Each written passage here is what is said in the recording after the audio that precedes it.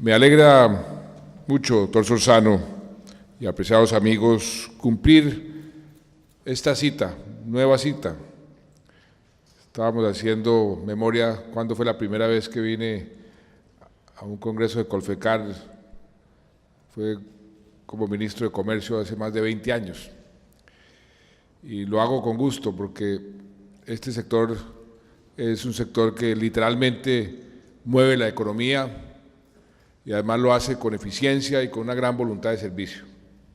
Si queremos progresar, si queremos avanzar en la senda del desarrollo con equidad, si queremos aprovechar las inmensas oportunidades que se abren a nuestro país, tenemos que consolidar un sector transportador moderno, competitivo, para lo cual, como usted bien lo ha dicho, se requieren mejores carreteras y mejor infraestructura logística.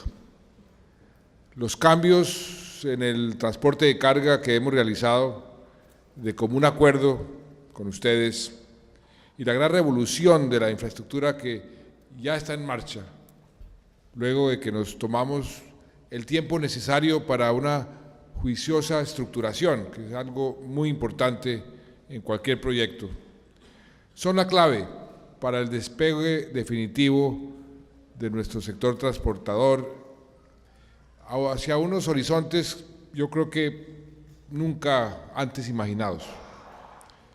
El mundo se ha abierto a los productos de Colombia. Gracias a los tratados de libre comercio, pasamos de 450 millones de consumidores con acceso preferencial, es decir, libre de aranceles para nuestros productos, a una cifra superior a los 1.400 millones de consumidores. Es decir, triplicamos el mercado global de Colombia sin aranceles, y esto solo puede recibirse como una realidad positiva para el sector transportador, que es el que al fin y al cabo se encarga de llevar nuestros productos a las áreas de fabricación o producción, a los puertos, a los sitios de embarque y viceversa. Y citaba usted, doctor Solzano, el caso de Venezuela, un destino que ha sido tradicionalmente muy importante para todos nuestros transportadores. Si bien este país está por fuera de la comunidad andina, nuestra decisión de mantener unas relaciones bilaterales armónicas, como las que se deben tener con cualquier vecino, nos permitió recibir ese primer pedido de $600 millones, en el que se acordó además que los productos irán desde Colombia hasta el punto final en Venezuela, en el medio de transporte contratado por nuestro país. La lógica entonces es muy sencilla: mayor comercio, más beneficio para el transporte y viceversa. Mejor transporte, más competitividad, más facilidades para la producción y más comercialización de nuestros productos. Una mayor productividad del país y un creciente comercio se traducen en un mayor número de toneladas movilizadas, lo que genera, por supuesto, retos importantes en la eficiencia de la cadena logística de abastecimiento. Nuestro compromiso como gobierno, desde el primer día, ha sido contribuir a la transformación del transporte de carga colombiano hacia un sector que hemos denominado de clase mundial, que preste servicios eficientes e integrales de acuerdo con las demandas del mercado y que integre el concepto de logística en la prestación del servicio. Para eso hicimos reformas y pusimos en marcha mecanismos que han venido ayudando a esta transformación. Establecimos el Viceministerio de Transporte, aparte del Viceministerio de Infraestructura, gracias a lo cual hoy ustedes tienen un despacho de alto nivel concentrado específicamente en aspectos de política y regulación de los servicios de transporte que antes eran dejados en un segundo plano. Con la creación de la Agencia Nacional de Infraestructura, a lo que se suma la ley de las asociaciones público-privadas, generamos un salto cuantitativo en la infraestructura de transporte del país, al cual me referiré un poco más adelante. Y estamos promoviendo en el Congreso de la República, y usted lo ha mencionado, doctor Jaime, la creación de la Agencia Nacional de Seguridad Vial, que debe contribuir a mejorar la seguridad de todos ustedes, que son los más frecuentes usuarios de las vías, y por supuesto a evitar accidentes. También ha habido avances fundamentales en la renovación del parque automotor de carga, el acompañamiento del sector hacia lo que usted llamó, y hemos llamado nosotros también, libertad vigilada, y usted ha entendido perfectamente el significado de ese paso, y tenga la seguridad de que se va a hacer como usted lo menciona, con criterios totalmente objetivos, nada de subjetividad con el ministro de turno, sino que sea un sistema que genere la confianza necesaria y que también imponga la justicia necesaria. El desarrollo de una logística para el transporte de carga y la formalización empresarial y laboral. Y tal como lo habíamos ofrecido, aprobamos hace un mes y medio el documento COMPES que establece los lineamientos de política para la modernización del transporte automotor de carga y declaramos además la importancia estratégica del programa de reposición y renovación del parque automotor de carga. Este documento garantiza 1.1 billones de pesos para este propósito, que serán asignados en las próximas 5 vigencias. Sin embargo, sabiendo de la urgencia de avanzar en el tema de la chatarrización, estamos estructurando un modelo de reposición que nos acelere la salida de los 30.000 vehículos presupuestados en menos de 2 años. Bancoldex y el Fondo Nacional de Garantías ya hacen parte de esta ambiciosa política de renovación y están ofreciendo recursos más baratos a los pequeños transportadores para la renovación de sus equipos. De hecho, tenemos una buena noticia, y es que hoy mismo, se firmó el convenio entre Bancoldex y el Ministerio de Transporte para garantizar préstamos baratos a los transportadores a una tasa del DTF -1, o sea que podrán prestar, doctor Pedro, al 3%, porque el DTF está en 4%, al 3%. Ahora es el turno de ustedes para que aprovechen esta excelente oportunidad de financiación. No cabe duda de que en la medida en que contemos con un parque automotor de carga más moderno, vamos a lograr mayores eficiencias. Por ejemplo, si tan solo se logra una eficiencia en el rendimiento del equipo de un 20% en su consumo de combustible, se baja el costo de tonelada movilizada por kilómetro en por lo menos 7%.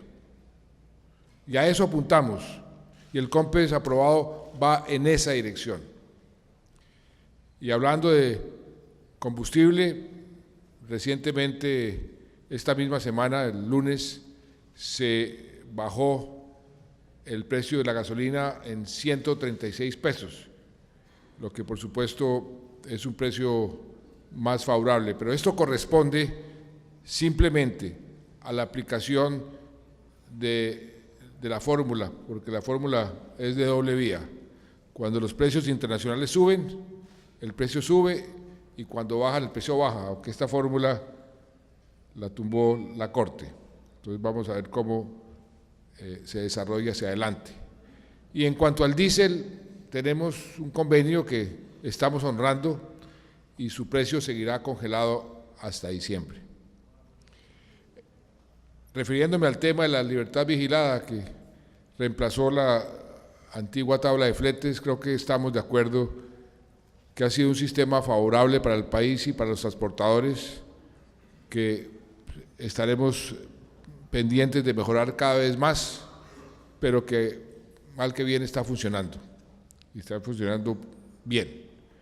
Con la introducción de todos los actores de la cadena de transporte de carga en la política de libertad vigilada, las relaciones económicas entre el generador de carga, las empresas de transporte y los propietarios de los vehículos van a poder reconocer los costos eficientes a todos.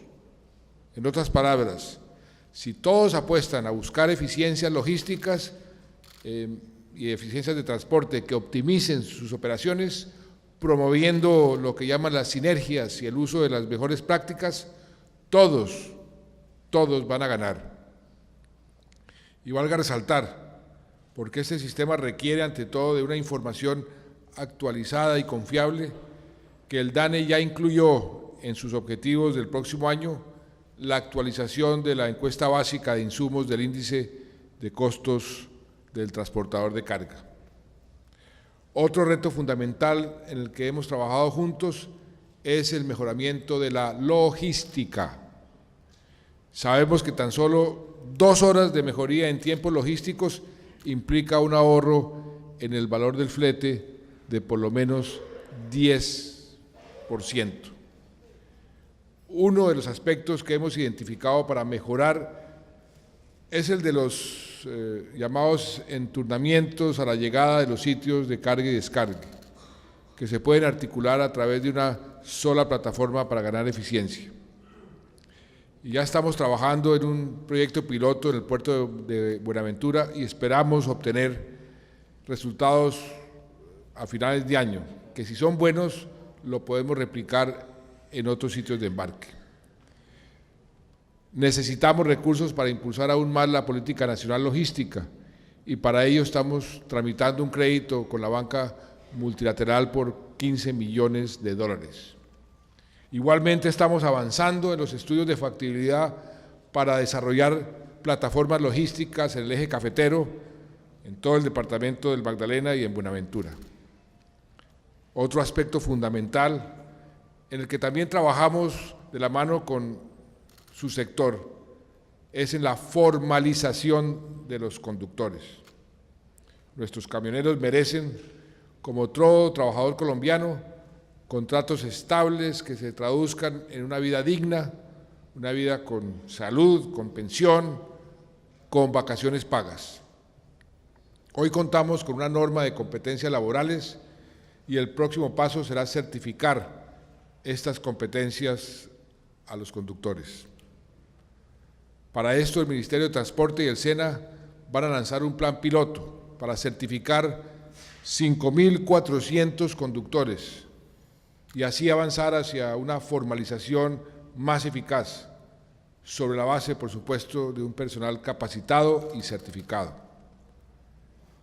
En este gobierno, además, le hemos dado especial prioridad a las funciones de supervisión y control al Servicio Público de Transporte. Fortalecimos la Superintendencia de Puertos y Transporte, que ahora tiene presencia permanente en 7 regiones del país, lo que le permite responder oportunamente a las necesidades del sector.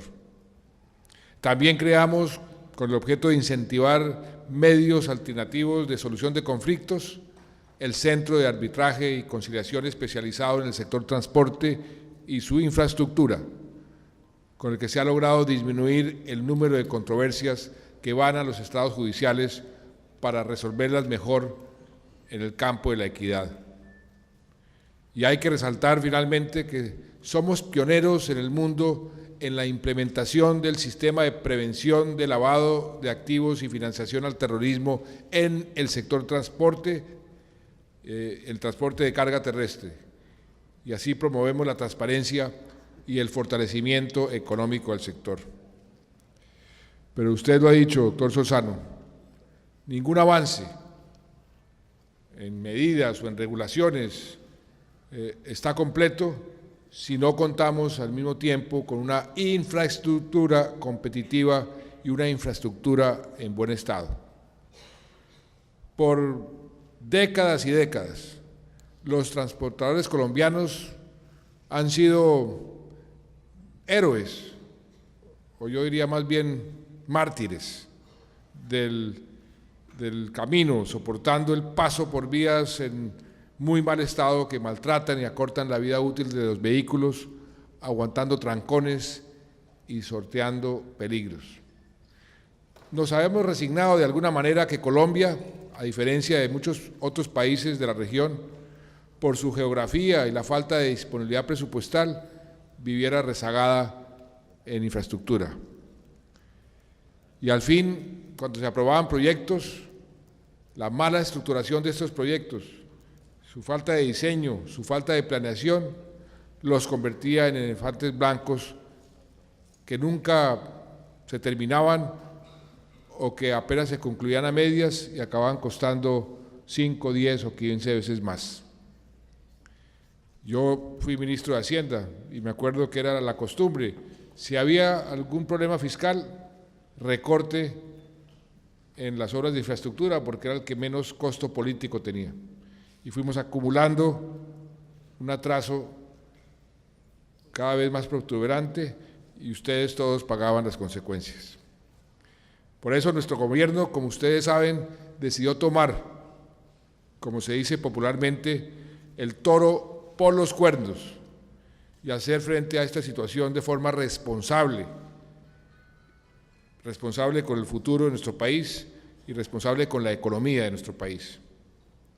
Hemos triplicado la inversión pública en infraestructura en lo que llevamos del gobierno. Y como ya dije, la Agencia Nacional de Infraestructura se creó y estamos dedicando el tiempo necesario para estructurar bien los proyectos, para que sean hechos con seriedad y sean los mejores proyectos para el país. Hoy estamos ya avanzando en la gran revolución de la infraestructura y esta es la mejor noticia no solo para los transportadores, sino yo creo que para todos los colombianos. Ya tenemos una inversión de 47 billones de pesos planeada en infraestructura en los próximos 6 años y vamos a construir o vamos a intervenir más de 8.000 kilómetros de carreteras en el país a través de 40 grandes concesiones que ya estamos comenzando a licitar. Estamos hablando nada menos que de los principales corredores de comercio exterior del país, en los que se moviliza actualmente más del 70% de la carga. Y cuando digo que empezamos, es que ya empezamos. Sobre 9 concesiones que ya habían cumplido etapa de precalificación, estamos abriendo licitaciones este mes. Y ya comenzó la precalificación de otros 11 corredores prácticamente en todo el país, desde el Putumayo en el sur hasta el Atlántico en el norte, desde el Cauca en el occidente hasta el Casanare en el oriente. Y esperamos que los trabajos se inicien en el primer trimestre del próximo año, porque, como lo hemos dicho, vamos a poner a Colombia en obra, precisamente para que su progreso sea cada vez una realidad más palpable. Para el final de esta década, para el final de la década que tenemos en este momento, queridos transportadores, ni ustedes que recorren palmo a palmo nuestro territorio podrán dar crédito a sus ojos, porque las nuevas vías, las dobles calzadas, cambiarán para bien y definitivamente la faz del país. Y por supuesto se van a reducir considerablemente los costos de transporte y los tiempos de recorrido. Y además, según los cálculos de los economistas del Ministerio de Hacienda, de Planeación, el crecimiento potencial de nuestra economía por esa inversión en infraestructura se aumentará alrededor de 1% por año, o sea, pasará de 4,5% a 5,5% solamente por este factor, cuando estén funcionando las concesiones. Y algo muy importante, porque toca el bienestar de miles de familias en el país y que también es una prioridad para nosotros. Se estima que este megaprograma de obras debe generar alrededor de 450.000 empleos durante toda su ejecución. También avanzamos en el tema de las asociaciones público-privadas. En junio se adjudicó el primer contrato de este tipo por 60.000 millones de pesos para la rehabilitación y mantenimiento de 55 kilómetros en la vía entre Buga y Lobo Guerrero. Y no solo hablamos de carreteras, porque la eficiencia del transporte moderno exige un componente multimodal, en el que confluyen otras vías de transporte como las férreas y las fluviales. La semana pasada, en una primera fase de nuestra estrategia férrea, se adjudicó la licitación para la reparación de puntos críticos para el mantenimiento y el mejoramiento de los corredores Bogotá-Belencito y La Dorada-Chiriguaná, que suman los dos 875 kilómetros.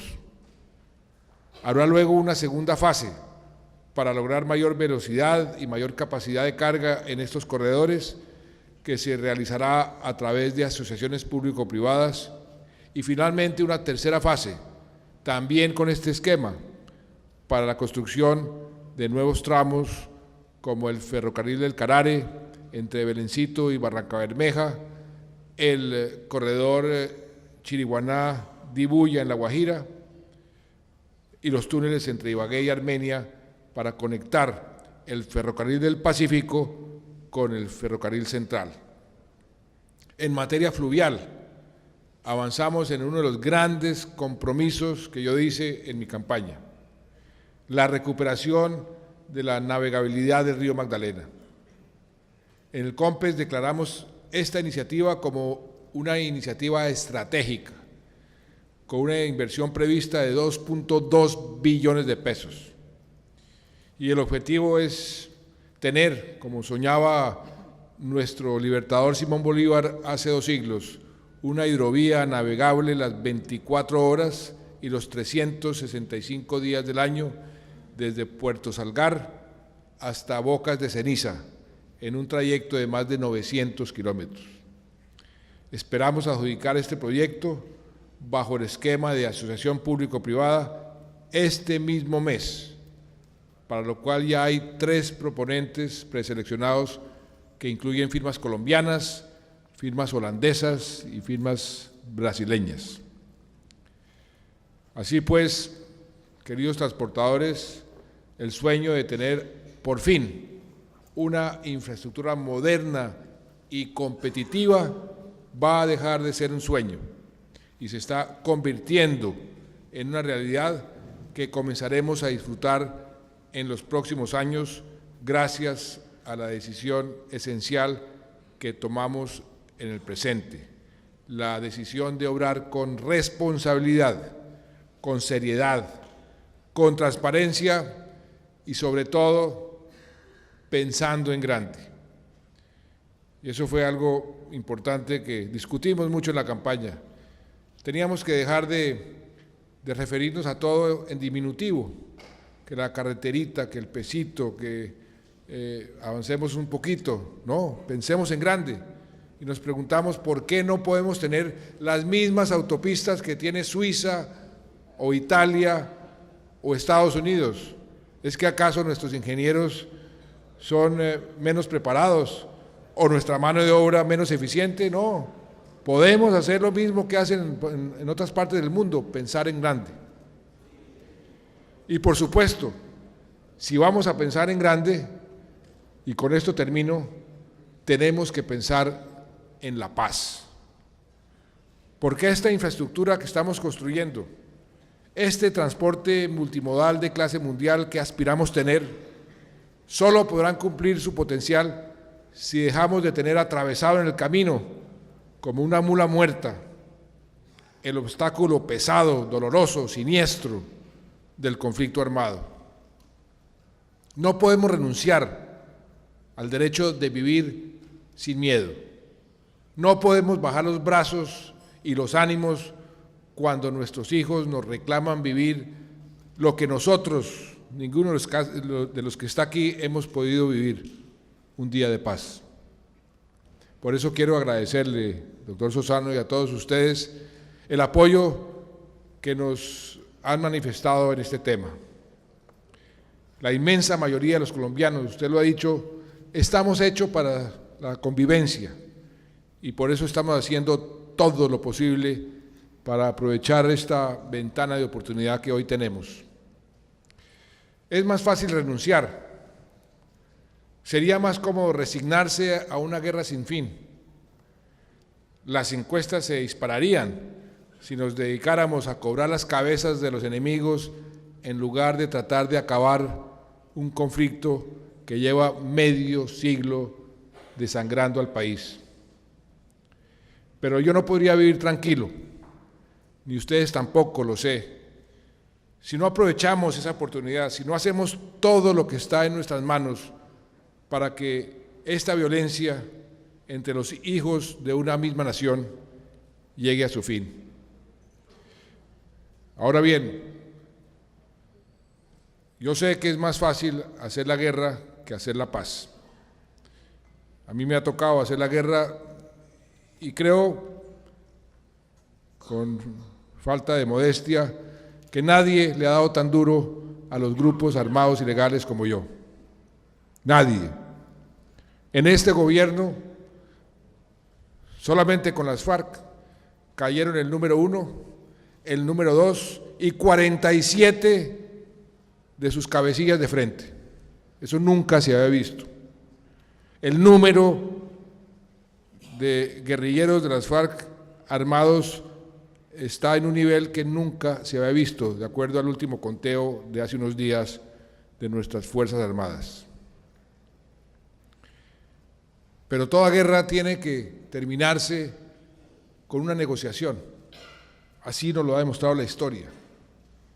Pretender eliminar hasta el último los guerrilleros nos tomaría 50 años más. Por eso estamos empeñados en terminar este conflicto a través de un diálogo y una negociación. Por supuesto han surgido enemigos de esa negociación, enemigos de la paz. Creen que es mejor seguir viviendo en guerra, seguir mostrando cabezas, y a mí me tocó mostrarlas, porque eso es más popular. Hacer la paz es más difícil. Pero quiero decirles a ustedes que han sido víctimas como pocos sectores del conflicto armado, que estamos haciendo esta paz, estamos construyendo esta paz, estamos tratando de buscar ese fin del conflicto de una manera seria y responsable. Aquí nadie está improvisando nada. Desde el primer día hemos venido planeando cuidadosamente cada paso. Y por eso, por ejemplo, no hemos aceptado la petición de la guerrilla de un cese al fuego, porque precisamente por lo que usted mencionaba, doctor Solórzano, pasadas experiencias en procesos de paz no han sido las más favorables y hemos aprendido de esas experiencias. Y porque además en este momento estamos viviendo una realidad diferente a la que estábamos viviendo, por ejemplo, en el Caguán. En el Caguán era el gobierno el que pedía el cese al fuego y la guerrilla decía no. Ahora la guerrilla pide el cese al fuego y el gobierno dice no. ¿Por qué? Porque la correlación de fuerzas militares se ha modificado y porque sabemos perfectamente que el cese al fuego la guerrilla lo utiliza habilísimamente para fortalecerse, para lograr mejor sus objetivos. Por eso le hemos dicho no hay cese al fuego, la ofensiva militar se mantiene y además porque un cese al fuego sería un estímulo perverso para prolongar las negociaciones indefinidamente. Imagínense ustedes a la guerrilla armadas y conversando sin ninguna presión militar. Por eso no he aceptado un cese al fuego. Y porque además, si esto llega a fracasar, si no llegamos a un acuerdo, yo tendré la tranquilidad de que no hice ninguna concesión ni en el campo militar, ni de territorio. Ni un solo centímetro cuadrado hemos cedido, hemos despejado. Y la ofensiva militar ha estado ahí presente y estará presente hasta que firmemos los acuerdos. Por otro lado, como usted lo mencionaba, impusimos la condición de que nada está acordado hasta que todo esté acordado. ¿Por qué pusimos esa condición? Porque todo proceso de paz es un proceso lleno de complejidades, lleno de dificultades. Créanme que yo estudié muchísimo otros procesos de paz, consulté a mucha gente.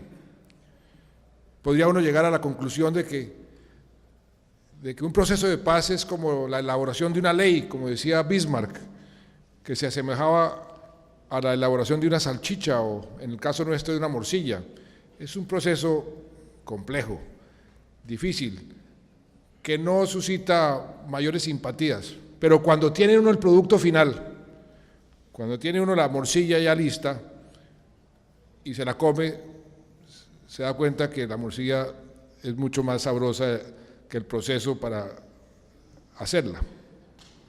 Eso es parecido a este proceso de paz. Si uno toma los elementos individualmente identificados del proceso de paz, la gente se pone nerviosa. Dice, no me gusta. ¿Cómo así que la guerrilla puede ser un partido político el día de mañana? No. La reacción visceral inicial es no. ¿Cómo así que alguno de esos bandidos de pronto puede llegar al Congreso de la República? Ni más faltaba. Es como cuando los pintores están pintando un cuadro, no quieren que el comprador vea el cuadro cuando el cuadro está en el 10%, en el 30% o en el 50%, no los dejan ver el cuadro a medio hacer. Quieren que el comprador lo vea cuando esté completo. Y por eso nosotros hemos dicho que nada está acordado hasta que todo esté acordado. Y cuando el cuadro esté completo, cuando el acuerdo final se logre, y ojalá se logre, va a ser presentado a los colombianos para que digan, me gusta o no me gusta, lo acepto o no lo acepto. Porque por primera vez y nos comprometimos a someter a los colombianos a este referendo, este acuerdo a refrendación por parte de los colombianos, que es la forma más transparente y más democrática para poder hacer que la paz sea sostenible en el largo plazo. Y en el entretanto hay mucha gente que comienza a disparar contra el proceso, a disparar con propaganda negra, con mentiras, con desinformación. Y ustedes oyen que nos acusan que ya entregamos las fuerzas militares en la mesa de negociación en La Habana, cuando ese tema ni siquiera está en la agenda. O que estamos ya entregando nuestro modelo económico, cuando ni siquiera está en la agenda.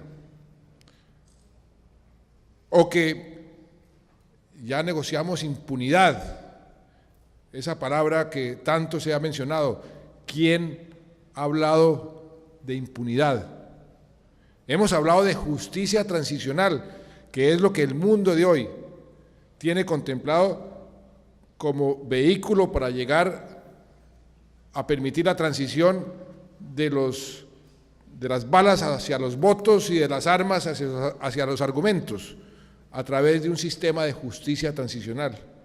Y de eso se trata el marco jurídico para la paz que introdujimos en nuestra Constitución para ver si podemos lograr esa paz. Pero ahí se impone la obligación de respetar los derechos de las víctimas, los derechos a la justicia, a la verdad, a la reparación, a la no repetición. Ahí está establecido. De manera que ¿quién ha hablado de impunidad? Pero no, aquí vienen los enemigos de la paz a decir se está negociando la impunidad o se está entregando el país al modelo castrista, al comunismo. Estamos diseñando algo parecido a lo que Chávez hizo con Venezuela. Mentiras. Aquí no se está negociando nada de eso. Lo único que aceptamos negociar fue la política de desarrollo rural. Y lo hicimos a conciencia, porque nos pusimos a comparar lo que yo quería hacer con el campo y lo que la guerrilla venía pidiendo hace mucho tiempo, y oh sorpresa, en muchos casos nuestra política era más audaz, más progresista que la de la propia guerrilla. Y les dije, bueno, ese punto negociémoslo, y fíjese la coincidencia, que a ese punto ya está evacuado, ya llegamos a unos acuerdos que en el fondo, ¿qué quieren decir? No vamos a negociar unos esquemas como los soviéticos de los años 60, no, es un desarrollo del campo colombiano que precisamente por el conflicto armado no ha tenido un desarrollo adecuado. Allá está concentrada la pobreza, allá está concentrada la desigualdad, y lo que queremos es que ese enorme potencial que tiene Colombia en su campo, porque somos de los pocos países que tiene una posibilidad de ampliar en forma significativa la producción de alimentos en un mundo que está comenzando a vivir una crisis de alimentos, pues que lo hagamos con inversión de bienes públicos, más carreteras, más escuelas, más puestos de salud, más oportunidades, todo lo que podemos hacer con la altillanura y aumentando la productividad de lo que ya hoy está sembrado. Ahí hay un enorme potencial y hay tierra, por fortuna, suficiente para todo el mundo, campesinos y empresarios. Eso fue lo que negociamos allá, nada más. Y el resto son cuestiones que tienen que ver con esa transición de las balas a los votos. De manera que no hay tal que aquí estemos entregando ni nuestra política de inversión, ni nuestra política tributaria, ni nuestra política económica. No se dejen engañar por esos enemigos de este proceso. Que nuestras fuerzas militares están muy decepcionadas y desmoralizadas, por Dios, nunca han estado tan a la ofensiva como están hoy, produciendo resultados todos los días. Y eso se los puede verificar cualquier oficial de cualquiera de nuestras fuerzas, de nuestro ejército, de nuestra fuerza aérea, de nuestra armada o nuestra Policía Nacional. Y por eso vamos a perseverar. Tenemos nuestras líneas rojas, sabemos hasta dónde podemos llegar. Si no logramos el acuerdo, esto es muy importante, si no logramos el acuerdo, ¿qué habrá pasado? Pues volvemos a lo que teníamos hace 3 años y seguimos en la guerra, igualito, por 20 años o 30 años más, pero no hemos sacrificado nada fundamental. Como les dije, la ofensiva militar se ha mantenido y en estos 3 años, hagan la cuenta, hemos debilitado como nunca antes a la contraparte. Tal vez el sacrificio, como lo dije desde el primer día, será mío, es decir, la responsabilidad es mía y me lo cobrarán como me lo están cobrando por simplemente querer hacer la paz, pero estoy convencido de que es lo correcto y ahí voy a perseverar bajo estas condiciones, porque creo que es lo que más le conviene al pueblo colombiano. Y espero que ustedes, que han sido víctimas, como pocos sectores, de la violencia y del conflicto armado, me apoyen en seguir buscando la paz, que no va a ser, repito, una paz a cualquier precio, va a ser una paz digna para la contraparte, porque tiene que ser una paz digna para la contraparte, pero sobre todo una paz conveniente para el país. De eso no me cabe la menor duda. Porque yo sueño, todos soñamos, con un país próspero y en paz, con un país que progresa y que produce lo que el mundo demanda, con un país intercomunicado por amplias autopistas, por trenes y por ríos, con un país que se recorra hasta el último de sus rincones sin temor, sin miedo, sin violencia. Para eso trabajamos, para eso nos esforzamos, y entre todos, con ustedes, de la mano de ustedes, Transportadores de Colombia, creo que podemos lograrlo, y lo vamos a lograr. Muchas gracias.